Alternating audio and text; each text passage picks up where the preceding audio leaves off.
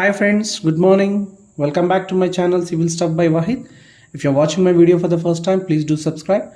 So today I am going to take subtopic from engineering mechanics, that is a force. What do you mean by force? It is nothing but it is an agency which changes or tends to change the state of from the state of rest or motion of the body. Means a particular body is there, okay, it is in rest condition. So if a force is applied, what happened? It is moving, okay, that is changing from state of rest to motion. When a motion body is there, some force will be there, it will be stopped. That is nothing but called as a interchange. So it is force is defined as a agency which changes or tends to change the state of rest or state of motion of the body. That is nothing but a force. So that may be a push, that may be a pull, or that may be a twist, okay. These are the conditions. Coming to the forces, they are denoted, their units of the forces are newtons, or it can be denoted in kilonewtons. It can be expressed in kilonewtons. Now coming to the category, there have been contact type force or non-contact type force. Now what is called as a contact? Means a force exerted on a body by means of physical contact. Physical contact means, so I am touching it, so this is nothing but a physical contact, okay. I am touching, I am making it to push so that it is moving. That is nothing but called as a physical contact with force. That is called as a contact type force. So example, when we will be starting have a starting trouble to our car, what we'll do, we'll be trying to pushing it. That is nothing but called as a contact type force. Coming to the non-contact type force, a force produced without any physical contact. Without any physical contact. For what it may be between the bodies, means one body is there, another body is there. Without the contact between there, these two will be moving. If it is moving like this, so example is what? Magnetic force, okay, and some gravitational force. These are the types of forces, non-contact type force, okay. Now how you can completely define it as a force means the main characteristics of force is its magnitude, in what direction it is acting, and what is the point of application. This is the indirectly we can say vector representation of force. Vector representation of force, okay, means you will know how much quantity, say 50 kilonewtons, in what direction, at an angle of say 30 degrees with respect to horizontal, like that. That is the direction.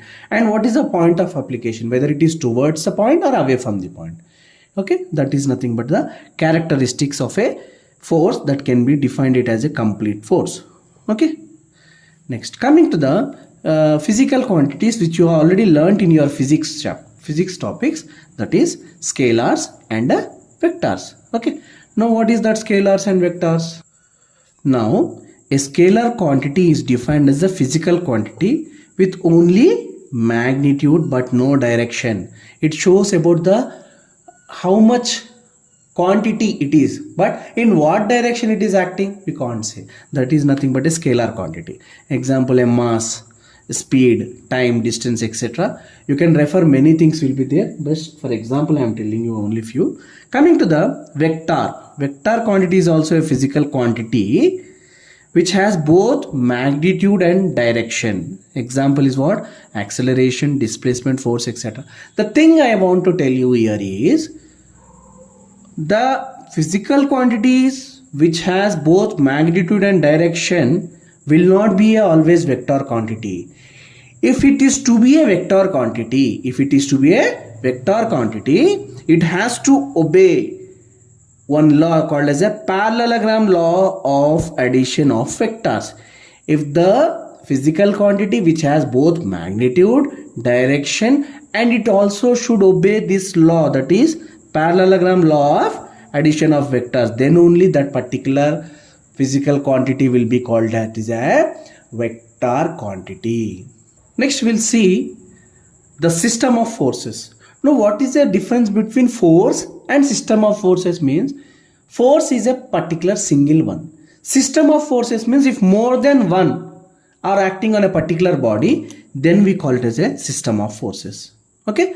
Now, based upon the line of action and arrangement of forces, they have been categorized like this. We'll see. Okay. So, this system of forces have been categorized into coplanar forces, non-coplanar forces. Okay. So, we'll see the difference now, the coplanar and non-coplanar. Now, this is what? Coplanar forces. Now, if the forces, irrespective of the direction, if it lies in only single plane, then those are nothing but called as a coplanar forces. Okay. Now, see figure B. This one alone, if I consider only this vertical plane, this also comes under coplanar forces. When I consider only this portion, this also will be called as a coplanar forces. Only if I consider two planes at once, this one becomes what? Non-coplanar forces. Means forces will not lie in same plane. If the forces lying in the same plane, is called as a coplanar forces, and if it is not lying in the same plane, then it is called as what? Non-coplanar forces. Coming to the coplanar forces, they have been subcategorized like this: concurrent forces, non-concurrent forces, parallel, collinear, and general system of forces. Right? Coming to the concurrent forces, if in a single plane, if system of forces, this more than one is there, right? So we call it as a system of forces, and this is what? Single plane. In a single plane, if system of forces whose point of contact is 1, single point of contact for number of forces are there, then such forces are called as what? Coplanar concurrent forces. Okay. Next, within a single plane, system of forces are there with different point of application, then it is called as what?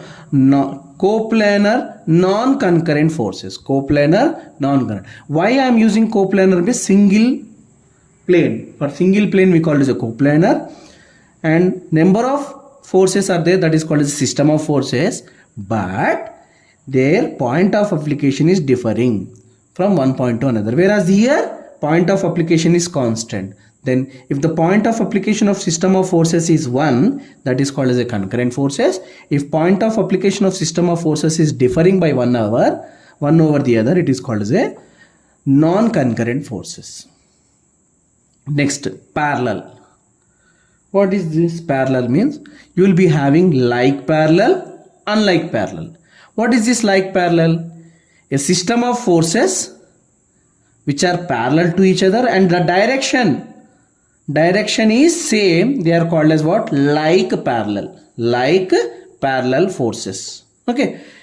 If the system of forces are parallel to each other but their direction is differing with one respect to another, their direction is changing, then it is called as what? Unlike, but they are parallel. So we call it as what? Unlike parallel forces. Coming to the general system of forces, means a body may be not only subjected to a single concurrent force or non-concurrent force or parallel or like this, it will be subjected to as it wishes depending upon your connections you made to that particular body. So it may be vertical, it may be inclined, like that. Oh, that is nothing but general system of forces. Next, collinear. Collinear means a system of forces whose line of action will be same. It is called as what? Collinear forces. And here same will be there, that with respect to non-coplanar forces, you will be having a non-coplanar concurrent forces, non-coplanar parallel forces, and general will be there.